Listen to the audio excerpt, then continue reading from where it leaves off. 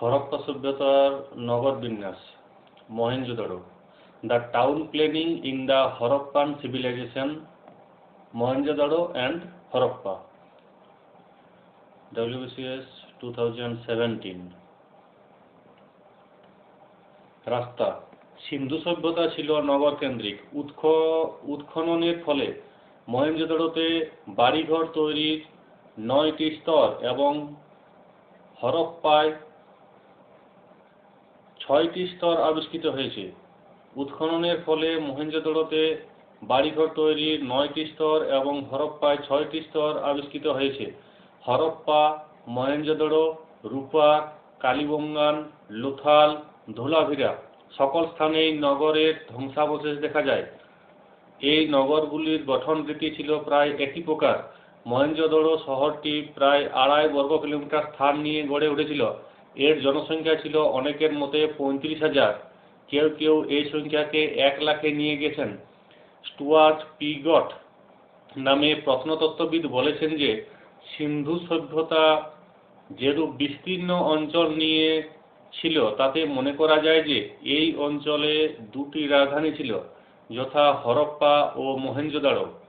নগর পরিকল্পনা অনেকটা দাবার বোর্ডের মতো সাজানো। মহেঞ্জোদারো, হরপ্পা, লোথাল ও কালিবঙ্গানে দেখা গিয়েছে যে শহরের রাস্তাগুলি ছিল সোজা, উত্তর থেকে দক্ষিণে ও পূর্ব থেকে পশ্চিমে বিস্তৃত। একদিকে রাস্তা অন্যদিকে রাস্তার সঙ্গে সমকোণে সংযুক্ত। বড় রাস্তার পাশ থেকে গলিগুলি বের হয়ে গেছে। বড় রাস্তাগুলি 9 থেকে 34 ফিট চৌড়া এবং গাড়ি চলাচলের উপযোগী। গলিগুলিতে পানীয় জলের কূপ খোঁড়া হতো। হরপ্পায় মহেঞ্জোদারোর তুলনায় কূপের সংখ্যা কম দেখা যায়। বড় রাস্তায় ল্যাম্পপোস্ট থাকত। নগরের গৃহ নির্মাণ পদ্ধতি। রাস্তার উপর সারিবদ্ধভাবে গৃহগুলি তৈরি হতো। গলিতেও গৃহ তৈরি করা হতো। রাস্তা অবরোধ করে বাড়ি তৈরি করা হতো না। বড় রাস্তার ধারে নির্মিত কোনো কোনো ঘরকে দোকানের সঙ্গে অভিন্ন বলে মনে করা হয়। হরপ্পা, মহেঞ্জোদারো, লোথাল সর্বত্র পোড়া ইটের বাড়ি তৈরি হতো। কোনো শহরে পাথরের তৈরি বাড়ি পাওয়া যায়নি। বাড়িগুলিকে কয়েকটি শ্রেণীতে ভাগ করা যায়, যথা 1 বৃহৎ প্রাসাদ বা সরকারি বাড়ি, 2 বাসগৃহ, 3 স্নানাগার, 4 দুর্গ। বাসগৃহগুলি বিভিন্ন আকৃতির ছিল। 2 কামরাযুক্ত ছোট গৃহ থেকে 30 কামরাযুক্ত বিরাট প্রাসাদ সরকারের বাসগৃহ হরপ্পা সংস্কৃতিতে দেখা যায়। কোনো কোনো বাড়ির কয়েকটি তলা ছিল। উপরের তলায় যাওয়ার জন্য মজবুত সিঁড়ি ছিল। অধিকাংশ বাড়িতে একটি আঙ্গিনা, 3 থেকে 4টি কক্ষ, একটি স্নানাগার ও একটি পাকশালা থাকত।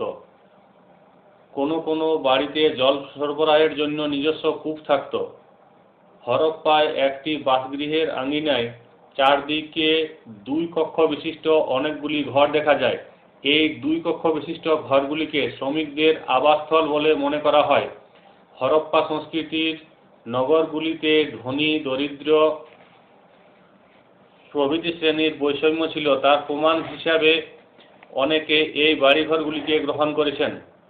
বৃহৎ প্রাসাদগুলি ধনীর আবাসগৃহ এবং 2 কামরাযুক্ত ব্যারাকগৃহ শ্রমিকদের আবাসগৃহ এই শ্রেণী বৈষম্যের পরিচয় দেয়। তবে হরপ্পা সংস্কৃতিতে মাঝারি বাড়ির সংখ্যা বেশি থাকায় এল বাসাম এই নগরগুলিতে মধ্যবিত্তের বাস বেশি ছিল বলে মনে করেন। যাই হোক, হরপ্পা ও মহেঞ্জোদারোর বাড়িগুলির সামনের দিকে কোনো জানালা থাকত না। দরজা রাস্তার দিকে না থাকায় কেউ সরাসরি বাড়িতে প্রবেশ করতে পারত না। প্রবেশ করতে হতো গলিপথ দিয়ে। অবশ্য আঙ্গিনায় বেশ কিছু প্রবেশ পথ ছিল বড় রাস্তার দিকে। অবশ্য কালিবঙ্গায় বেশ কিছু বাড়ির প্রবেশপথ ছিল বড় রাস্তার দিকে। বাড়ির দেওয়ালের নিচের দিকে জল লাগবার সম্ভাবনা থাকায় পোড়ামাটির ইট ব্যবহার হতো। দেওয়ালের উপরের দিকে অনেক সময় কাঁচা মাটির রোদে শুকানো ইট ব্যবহার করা হতো, তবে পোড়ামাটির ইট বেশি ব্যবহার হতো। ইটগুলি বেশ বড় আকারের, একই মাপের ছিল। হরপ্পা মহেঞ্জোদড়োর বিভিন্ন আকৃতির বাড়ি প্রমাণ করে যে এই নগরগুলিতে অধিবাসীদের মধ্যে ধনী দরিদ্র বিভিন্ন শ্রেণীর লোক ছিল। ডক্টর এল বাসামের মতে এই নগরগুলিতে মধ্যবিত্তের সংখ্যাই বেশি ছিল। তিনি মনে করেন সমসাময়িক সুমেরীয় ও মিশরীয় সভ্যতার মানুষের তুলনায় হরপ্পা সভ্যতার মধ্যবিত্ত অবস্থাপন্ন মানুষের সামাজিক মর্যাদা ও গুরুত্ব অনেক বেশি ছিল। দুর্গ হরপ্পা ও মহেঞ্জোদড়োর পশ্চিমে একটি অংশ ছিল উঁচু, বাকি পূর্বের অংশ ছিল নিচু। নগরের উঁচু এলাকা সিটাডেল নামে পরিচিত। সাধারণত নগরের পশ্চিম দিকে এই সিটাডেলগুলি অবস্থিত ছিল। এগুলি বেশিরভাগ ক্ষেত্রেই ছিল আয়তাকার। কোনো কোনো নগরের সিটাডেল অর্থাৎ উঁচু অংশটির চারপাশ শক্ত প্রাকার দিয়ে ঘেরা থাকত। কখনো কখনো নিম্নাঞ্চল ঘিরেও প্রাকার দেওয়া হতো, যেমনটি হয়েছিল কালীবঙ্গানে।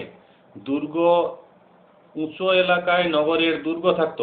সম্ভবত এই দুর্গে শাসক শ্রেণীর লোকেরা থাকত। নগরের এই অংশে সাধারণ লোক বসবাস করত। মহেঞ্জোদড়ো, হরপ্পা, কালীবঙ্গানে একটি করে দুর্গের ধ্বংসাবশেষ দেখা যায়। মহেঞ্জোদড়ো দুর্গের ভিতরের অংশে এখনো খোঁড়ার কাজ হয়নি। হরপ্পার দুর্গটির গঠন সম্পর্কে পরিষ্কার ধারণা করা যায়। হরপ্পার দুর্গের বাইরের দেওয়াল ছিল 13 মিটার চওড়া। এই দেওয়াল ছিল কাঁচা ইটের তৈরি। এই দেওয়ালের বাইরের দিকে পোড়া মাটির ইট দ্বারা আচ্ছাদন করা ছিল। দেওয়ালের কোণে কোণে গম্বুজ বা বুরুজ ছিল। প্রাচীরের উপর মাঝে মাঝে বুরুজ স্থাপন করা ছিল। এই দুর্গকে প্রাচীন গ্রিক নগর বা অ্যাক্রোপোলিসের সঙ্গে তুলনা করা যায়। কালীবঙ্গানে দুর্গকে ঘিরে বিরাট প্রাকার বা প্রাচীর ছিল। শস্যাগার ও সভাগৃহ হরপ্পায় দুর্গের সংলগ্ন স্থানে একটি শস্যাগার আবিষ্কৃত হয়েছে।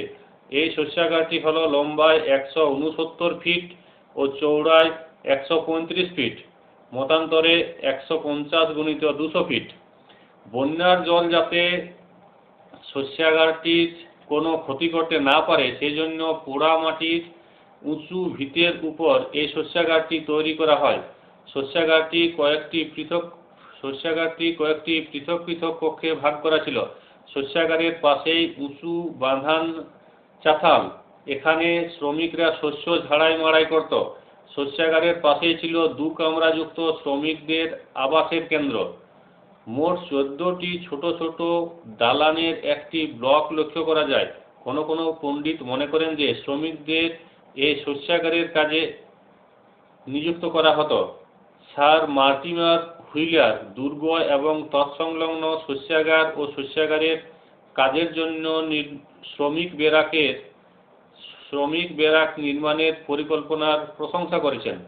অধ্যাপক বাসাম এই শস্যাগারটিকে রাষ্ট্রীয় ব্যাংকের সঙ্গে তুলনা করেছেন। তিনি মনে করেন এই রকম শস্যাগার মহেঞ্জোদড়োতেও ছিল। মহেঞ্জোদড়োতে 85 × 97 ফিট একটি বিরাট দালানের ধ্বংসাবশেষ আবিষ্কৃত হয়েছে। চতুষ্কোণ স্তম্ভ বিশিষ্ট বিরাট কক্ষযুক্ত একটি দালানের ধ্বংসাবশেষও আবিষ্কৃত হয়েছে। অনেকে এটিকে সভাগৃহ বলে মনে করেন। স্নানাগার মহেঞ্জোদড়োতে দুর্গের কাছে একটি স্নানাগার আবিষ্কৃত হয়েছে। এই স্নানাগারকে সিন্ধু সভ্যতার একটি বিশেষ বৈশিষ্ট্য বলা যায়। এই স্নানাগারের বাইরের দিকের মাপ ছিল 180 × 108 ফিট। স্নান করবার জলাধারটির মাপ ছিল 39 × 23 ফিট এবং গভীরতা ছিল 8 ফিট। জলাধারটিতে জল ঢোকাবার ও বের করবার ব্যবস্থা ছিল। এর এক পাশে বসবার জন্য মঞ্চ ছিল। জলাধারের অন্য 3 পাশে বারান্দা এবং তার পাশে ছোট ছোট ঘর ছিল। মার্টিমার হুইলারের মতে এই স্নানাগারটি একটি ধর্মীয় উদ্দেশ্যে নির্মিত হয়। পূজার্থীরা স্নান সেরে ছোট কক্ষে পোশাক পরত এবং স্নানাগার সংলগ্ন মাতৃদেবতার মন্দিরে পূজা দিত। গবেষক ডি কোসাম্বি অবশ্য মনে করেন যে এই কক্ষগুলি অনৈতিক উদ্দেশ্যে ব্যবহৃত হতো। সমসাময়িক পৃথিবীতে এ ধরনের স্নানাগার কোথাও পাওয়া যায়নি। প্রয়োগ প্রণালী ব্যবস্থা। শিল্প নগরগুলির বাসগৃহের জল নিকাশি ব্যবস্থা ছিল খুবই উন্নত। প্রতি বাড়ির জল বের হওয়ার জন্য পোড়ামাটির ইটের তৈরি নালী ছিল। এই নালী পথে জল নির্গত হয়ে রাস্তার প্রয়োগ প্রণালীতে পড়ত। রাস্তার পাশে গর্ত করে নর্দমা তৈরি করা হতো। এই নর্দমা পাথরের ঢাকনা দ্বারা চাপা দেওয়া থাকত। জলের দ্বারা বাহিত আবর্জনাকে আটকাবার জন্য মাঝে মাঝে বিশেষ ধরনের ব্যবস্থা করা ছিল। কোথাও ইটের তৈরি আবর্জনা ফেলার চৌবাচ্চা ছিল। এগুলিতে নিচে নামার সিঁড়ি দেখে অনুমান করা হয় যে এগুলি পরিষ্কার করার জন্য কোনো নাগরিক বন্দোবস্ত ছিল। নালীগুলি নিয়মিত পরিষ্কারের কিছু চিহ্ন পাওয়া গেছে। সিন্ধু নগরগুলির মতো প্রয়োগ প্রণালী ব্যবস্থা প্রাচ্য দেশে আর ছিল না। বাসাম মনে করেন যে সম্ভবত পৌরসভা এই উন্নত মানের জল নিকাশি ব্যবস্থা পরিচালনা করত। হরপ্পীয়দের একটি অন্যতম নাগরিক বৈশিষ্ট্য হিসাবে জল নিকাশি ব্যবস্থাকে গণ্য করা যায়। এখানে উল্লেখ করা যেতে পারে যে বিশ্বের প্রাচীনতম সভ্যতাগুলির মধ্যে জল নিকাশি ব্যবস্থার ব্যাপারে রোম ছাড়া কোথাও এ ধরনের দক্ষতা চোখে পড়েনি। কোসাম্বি মনে করেন যে হরপ্পার প্রয়োগ প্রণালী ব্যবস্থা এত উন্নত ছিল যে এই কারণে হরপ্পা সভ্যতাকে মেসোপটেমিয়ার সভ্যতা থেকে আলাদা বলা চলে।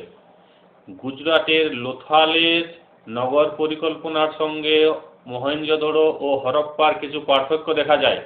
গুজরাটে সৌরাষ্ট্র অঞ্চলে সবরমতীর একটি উপনদী ভোগাবর উপত্যকায় লোথাল কেন্দ্রটি অবস্থিত ছিল। এলাকাটিকে গুজরাটিতে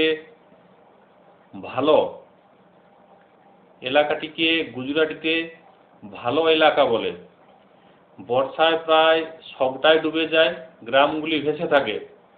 জমি সাধারণত নোনা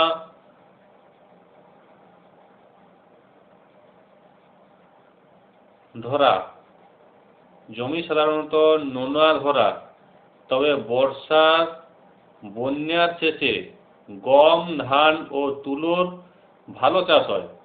লোথালের চারদিক ছিল প্রাচীর। লোথালের পূর্ব দিক প্রায় সবটা জুড়ে ডক বা নৌকো বা তদানীন্তন জাহাজ নোঙ্গর করা বা সারানোর জায়গা ছিল। মূলত এই ডকটি উত্তর দক্ষিণে 219 মিটার লম্বা, পূর্ব পশ্চিমে 38 মিটার চওড়া, 4.15 মিটার উঁচু পাকা ইটের দেওয়াল ঘেরা একটি জায়গা, যেখানে নৌকো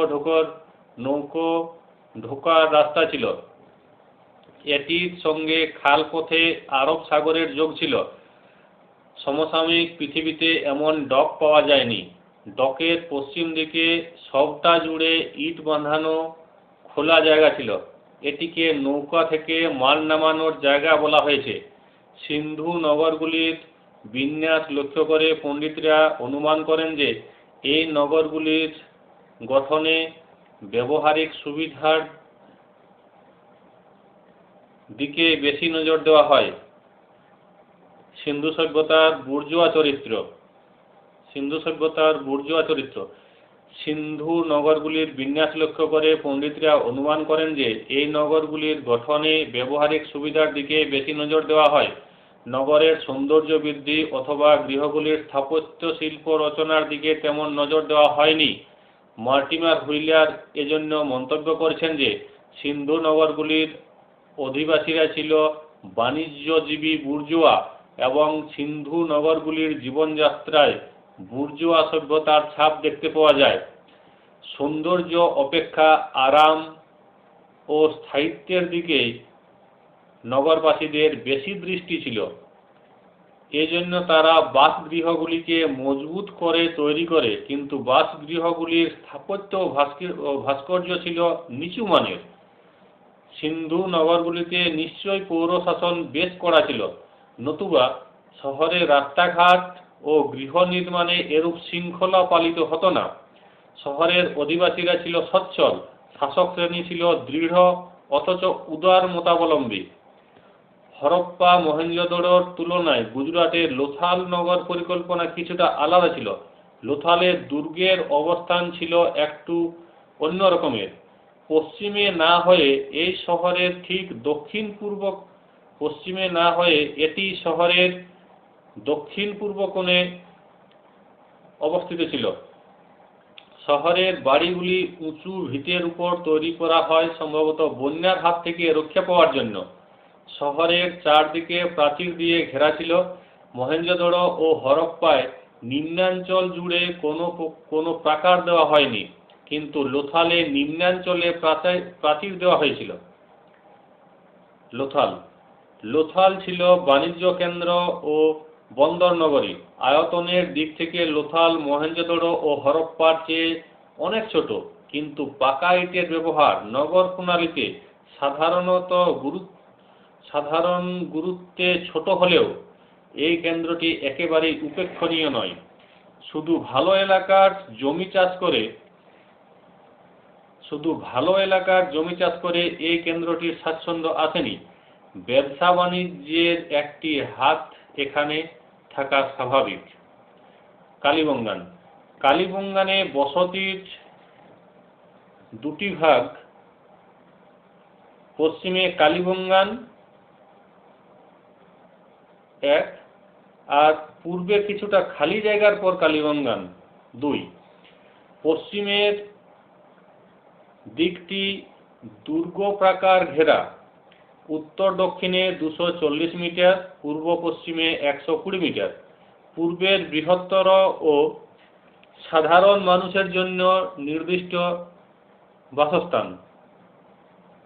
উত্তর দক্ষিণে 360 মিটার, পূর্ব পশ্চিমে 240 মিটার, এটিও প্রাকার ঘেরা।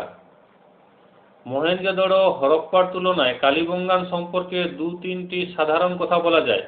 প্রথমত, এখানে সাধারণ মানুষের বাড়িঘর পুরোপুরি কাঁচা ইটের তৈরি। রাস্তাতেও ইটের তৈরি ড্রেন নেই। কুয়োর সংখ্যা শহরে খুব সীমিত। স্নানাগারও পাওয়া যায়নি। এটা অনুমান করা যায় যে মেয়েরা নদীতে জল আনতে যেতেন এবং শৌচ ব্যবস্থাও নিশ্চয় নগরের বাইরে মাঠে ছিল। আরও একটি বিষয় লক্ষ্য করা গেছে, যদিও এখানে 3-4 পর্যায়ে বাড়িঘর হয়েছে, তবুও কোথাও রাস্তার জায়গা দখল করা হয়নি। প্রথম থেকে শেষ পর্যন্ত নগর মূল পরিকল্পনা অনুযায়ী ছিল। যানবাহনের ধাক্কায় বাড়ির যাতে কোনো ক্ষতি না হয় সেজন্য কখনো কখনো রাস্তার মোড়ে খুঁটি পোতা হতো। ধোলাভিরা কেন্দ্রটি কচ্ছে অবস্থিত। রান এর ভেতর খাদির নামক একটি দ্বীপের উত্তর পশ্চিম কোণে অবস্থিত। পুরো প্রত্নতাত্ত্বিক অঞ্চলটি 100 হেক্টর আয়তনের বলে অনুমান করা হয়েছে। ধোলাভিরা কেন্দ্রটি বিশেষ গুরুত্বপূর্ণ। কেন্দ্রটির বেশ কিছু নিজস্ব বা আঞ্চলিক বৈশিষ্ট্য আছে। প্রথমত, উচ্চ, মধ্যম এবং নিচ এই 3টি স্তরে নগর পরিকল্পনা অন্য কোথাও পাওয়া যায়নি। নগরের ভেতর বড় বড় খোলা জায়গাও অন্যত্র ধরা পড়েনি। দ্বিতীয়ত, জল সংগ্রহ করে রাখার ব্যাপারে নগরটিতে অতিরিক্ত গুরুত্ব ছিল। মহেঞ্জোদড়োর শেষ পর্যায়ে বাড়িঘরগুলি ঘিঞ্জি এবং খারাপভাবে তৈরি করা হয়েছিল, তবে সভ্যতার পরিণত পর্যায়ে এরকম সুসংবদ্ধ সুখ সুবিধা বিশিষ্ট নগরী সমসাময়িক যুগে বিরল ছিল। এই নগরীতে বিভিন্ন ধরনের